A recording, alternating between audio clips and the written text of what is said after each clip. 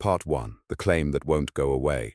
For years now, a phrase has circulated across social media, talk radio, and political conversations in Britain. You may have heard it yourself. Muslims have taken over the country. Sometimes it's said in frustration, sometimes in fear, sometimes in anger. But almost always, it's presented as if it's an obvious truth. The problem is, it isn't. And once we look carefully at the facts, the numbers, and the history, something surprising appears. Not only is the claim inaccurate, it follows a pattern that Britain has seen before, many times. Let's begin with the basic reality. According to the 2021 census conducted by the UK's National Statistics Authority, Muslims make up about 6.5% of the population of England and Wales. That's roughly 1 person out of 15. Christians, even after decades of secularization, still make up about 46% of the population. And the fastest growing category in Britain isn't Islam at all. It's people with no religion. In fact, more than a third of the country now identifies as non-religious. So the largest transformation in Britain is not religious takeover, it's religious decline across the board. And when we look at political power, the picture becomes even clearer. Britain actually has a unique structure that gives Christianity formal influence in government. The Church of England is the established church of the state. 26 bishops sit automatically in the House of Lords as legislators. No Muslim leaders hold anything comparable. No Jewish leaders do either. This doesn't mean those religions lack influence in society, but structurally speaking, Christianity remains embedded in the British political system. Even in elected office, Muslims are not dominant. There are around 24 Muslim MPs in Parliament, roughly 3 or 4% of the chamber. That's actually slightly below their share of the population. So the numbers simply do not support the claim that Muslims are taking over Britain. But if the facts don't support the claim, why do so many people feel like it's true? To understand that, we need to look at history, because this story, the fear that a minority group will replace or dominate the nation, is far older than many people realize. In the 1800s,